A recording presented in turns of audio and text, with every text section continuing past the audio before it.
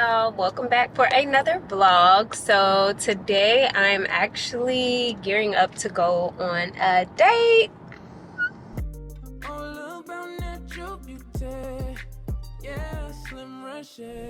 So you already know, first things first is we gotta go to Starbucks. Okay, hold on, let me put in my order. Hey, thanks for picking Starbucks. How can I help you today? Hi, I had a mobile order for Jasmine. For Jasmine. Okay, go ahead and pull around. We'll have that up for you in just a second, okay? Thank you. Thank you. We gotta do Starbucks per. So I'm actually, hold on. Hey there, Jasmine, right? Yes. I've got you right So here. sorry. Yep. Thank you. Sorry, you're welcome. You too. Thanks. They always so nice. All right, so Operation Starbucks, we got it. But before we do that, we gotta gas up. All right, so we are gassed up. We got the Starbucks and we are now en route. So we are going to Scarowinds. And I'm not a huge like theme park, amusement park girly. And I'm also not a Halloween girly. We love the Lord around here. We go to Hallelujah Fest, even though I ain't been to Hallelujah Fest since I was a child and they had us bobbing apples in the Sunday school classroom. But I actually have been to Scarowinds with this friend before and it was really fun, so I'm looking forward to it. I wanted to get up there in time to like go to the mall and stuff before we went to the park, but I just took my time getting ready, so I'm pretty much gonna get up there just in time to go to the park. This gonna be like a car chat, I guess. I've been watching, so I watched Married at First Sight for the first time, and I happened to watch season 12, which is the most recent season on Netflix. And y'all, people is crazy. Like, lately, as I've been getting older, I've been like thinking about like, you know, marriage and just a committed relationship that's moving towards marriage and what that looks like. And I feel like it is a lot that goes into it that you might not like think about up front. So you may be like, oh, I like him, he cute, da da da. But then like, it's like, no, like marriage is a daily yes to your partner, bruh. Like daily, like when you getting on my nerves, when you looking stank, like a daily yes. And it's just like, that's a big decision. And I don't think I ever took like, you know, who I date lightly, but I don't know, just watching like shows like that and just really thinking about it more, like I said, as I get older, I'm just like, bro, like this is a big decision. So I really need to like guard and pay attention to the people who I give like access to me. And then also trying to like protect yourself from getting in situations that'll cause you, you know, damage or trauma that you may experience that will potentially affect how you navigate your future relationships, I guess.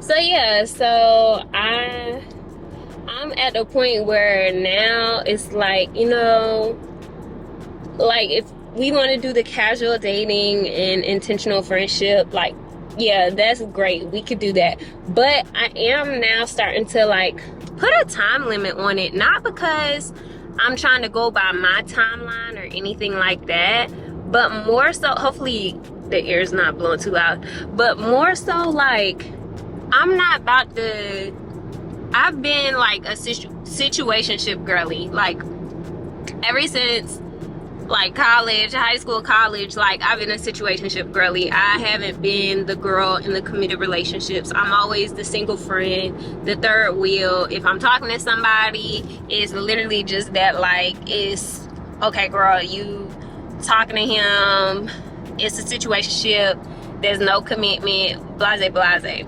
So like I'm like, okay, what can I do different to get out of being a situationship girly? Like, I want to be a girl, I want to be a wife. Let me be clear, I want to be a wife first and foremost. However, I also also want to be a girlfriend because, like, I feel like that comes with a level of commitment that I haven't experienced yet. Like, I personally haven't been like a girlfriend outside of like high school, which don't count because you're living in your mama's house. You really just a girlfriend in between the lockers. Like, not in between the lockers, but you know, at school in the hallways.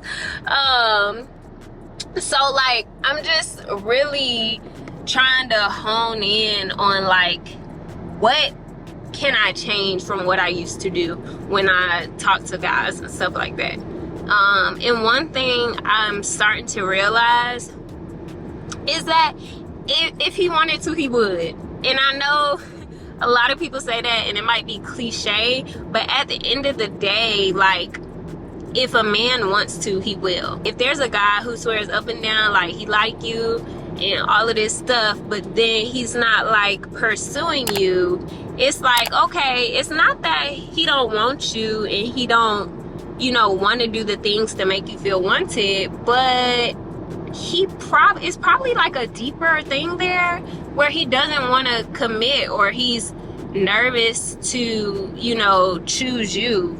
You know what I'm saying? Because if he was sure that he wanted to pursue you, nothing would stop him from, you know, doing just that. Not even his own fear. So, like I said, lately I've been realizing, you know, that also to stop self-inflicting pain, stop reaching out to people who don't want to talk to me, or like in your head you can have a fantasy and build these fantasies of people sometimes based off of what they said or what they show you. But if it's not consistent, like, that's not something to stand on. Like, if you talking to somebody and, you know, they're inconsistent with their words or they're inconsistent with their actions, like, that's a sign. That's a little flag. Like, he may be unsure if he want to, like, pursue you. You know what I'm saying? So, like, just kind of be aware. And I'm really talking to myself, but I really try to start being aware of a man's consistency in how he treats me or how he talks to me. Because I feel like I've been in places where a man's action shows me that he cares about me, but then he makes decisions that are the opposite.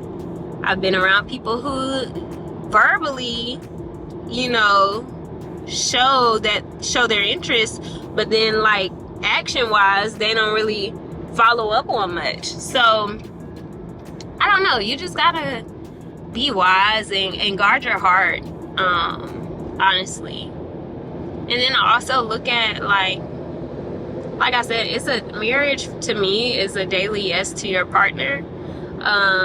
So think about, like, when you're navigating these date worlds, like, okay, is this man someone who I would want to raise my children? Is this someone I could look at when we 70, 80, and, like, we could just enjoy each other? Like, you got to think about all the things, you know, down the line. Even if you just think about the generic vows of for better or for worse, for richer or for poor, like, that's stuff you gotta really think about. Like, yeah, you might be good now, but what if something happens, you know, and your man ain't got no money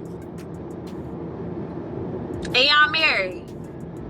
Like, there's some serious, like, you got to really be locked in with your partner to be able to deal with things like that. Deal with, you know, how, like, is this someone that I would stick with through thick and thin? Like, if they get sick, like, am I gonna be, is this the person who will, you know, be able to take care of me, and vice versa, and do so without having resentment? Because if you think about, like, the wildest, you know, possibilities out there, like, you gotta have a partner, you know what I'm saying? So I just really been grateful that the Lord has, like, guarded me from damaging myself, because I definitely feel like if he would have allowed me to be in committed relationships with the people that I chose and in the timing that I wanted to do it in, like, I probably would be like ripped to smithereens. Like, I would probably be so damaged that I would like, I wouldn't be able to help myself, and I wouldn't even be bringing like a good quality wife to the table for whoever my husband would wind up being. So I'm just grateful for that covering, because if it was up to me, baby, if the Lord ain't protect me in my decisions, like, I've made some dumb decisions in the past when it comes to men and just believing any old flus and what they tell me. But like, no, like, for real though, like, you gotta guard your heart, cause you like, and don't do stuff for temporary satisfaction, because like, you could be doing something and you satisfied and make you feel good in the moment, but if down the line, like, the breakup with that person or whatever it may be is gonna damage your heart to a place where you have no choice but to carry that trauma into your next relationship, like, it ain't even had to be that. If you would have just, use your discernment, listen to the Lord, the Holy Spirit, and not trying to do things yourself. So I say all that to say, I'm leaning on the Lord. Whatever he want to do, I just be like, Jesus, take the wheel, literally, because at this point, I've been driving in circles in a trash dump, and I need to get out, okay? Like, literally, though. So yeah, that's where I've been at. I haven't been, I know the last time I kind of talked with y'all, I would say how I would like continuously reach out to people who like don't be reaching back out to me. I have settled down on that a little bit, because I'm just like, at this point, it's giving hopeless romantic and someone who ain't stood me, you know what I'm saying? So I just kind of like let that go, and I'm just rolling with the punches. So anyway, I'm excited about, like I said, this platonic date. It's not a date, it's a platonic outing, excuse me. So going to the park with my friend, and it should be interesting. Hopefully I ain't too cold, because it's fall and 60 degrees, I'll be shivering. So hopefully it's not too cold. Hopefully the food be good. I ain't a huge person that be on rides now, and I ain't with all the scary stuff, because it's supposed to be scare winds. So don't be playing with me, because I will plead the blood of Jesus. And anytime I ever get on a ride, child, I always be like, Jesus, I promise I ain't gonna do this again. I need to stop lying. But I be praying the whole time I be on a ride, because I just be like, this is ridiculous. Like, what are we doing? Why do humans challenge life so much? Like, we be like, yeah, let's skydive, do all these things. Like, why you gotta be so like trying to get the adrenaline rushing? Like, just be. Sometimes I just want to be. Okay. But anyway, I'm done chopping y'all head off. I'll see y'all when I get to Charlotte. All right, y'all. So I made it to Charlotte. I'm at Cabela's, which is right down the street from Carowinds. Y'all, not me just telling y'all all this stuff that I thought I was learning about relationships, just for my mama to call me and literally had me in tears about how I be navigating relationships. So basically, she was guarding my heart and like, baby girl, put your foot down. My mama be like, it's all or nothing. Like, treat her right or get to step in. You know, pursue her or get her out of there. Like, so anyway, nonetheless, I'm decompressing right now before I go on this platonic outing. I had brought this suction cup so I wouldn't have to, like, so I would be able to mount my camera. And like this, maybe it's not made for the windshield, but like the angle that the camera would be at for it to be in the windshield wouldn't be like, wait a minute. Did I just figure this? If I just figured this out, I'm gonna be so mad. I am about to go in Cabela's. Child, I've been talking to y'all for a long periodically time. Child, I've been talking to y'all a long periodically time. And the camera wasn't even recording. But what I had said, I made it to Cabela's. And y'all, after I had that conversation with y'all on the way up here, my mama called me. She ain't read me for filth, but she was talking to me about relationships and literally brought me to tears because she was just trying to express how I should be navigating these situations and how I don't need to be doing XYZ, like they need to be doing XYZ and blase blase. And so it was just very, como se dice, I wouldn't say I was overwhelmed, but I was overstimulated because I'm like in this like happy-go-lucky moment, like, oh my God, I'm about to go to Scarewinds, I'm about to have a good time on my little platonic outing. And then she came and just like read me for filth, but in the best way, because you need like someone to shoot you straight.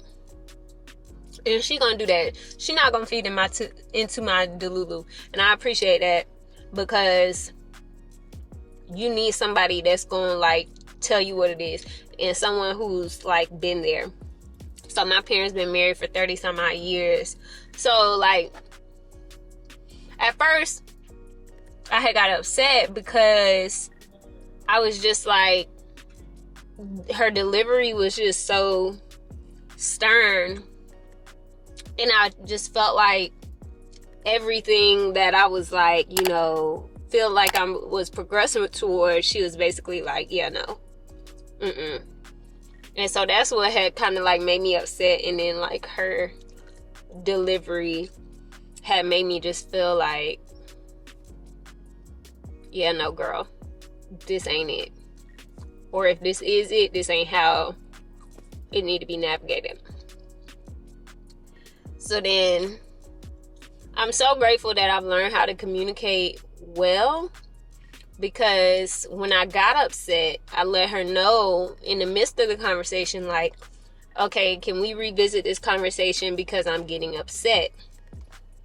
After I made that known, she was like, well, I'm not, you know, trying to make you upset. I'm just really trying to like let you know what it is.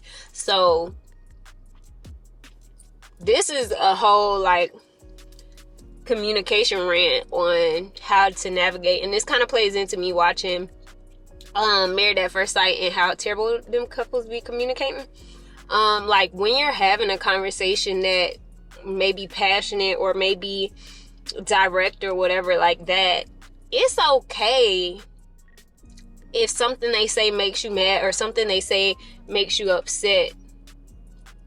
Oh Jesus, they got their faces painted, baby. It is October the 21st. Oh Jesus, I'm gonna have to pray before we go over there.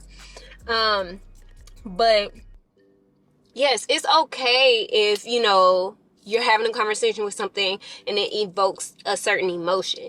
But a way to like effectively communicate through that emotion is to either pause in the midst and be like, hey, like, can we revisit this?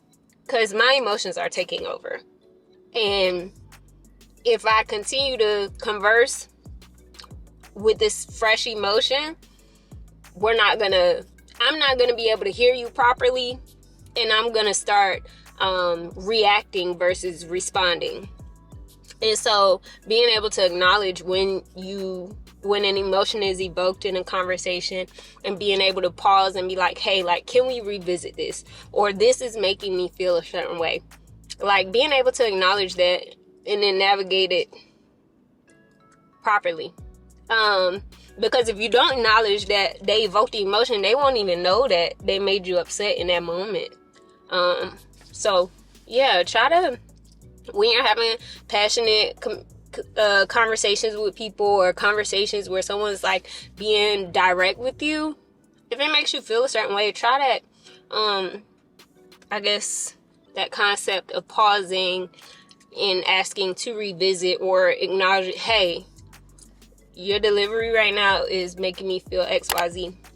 Which also brings up my friend PK. She introduced me to the feel wheel, and baby, I like that, because yeah, it's making me feel sad, and then it make you, it further diagnose like what you actually feeling, because sad is like in the inner circle of the feel wheel, but the feel wheel go out wide. So Google feel wheel and you'll see it. But yeah, anyway, thanks for chatting with me.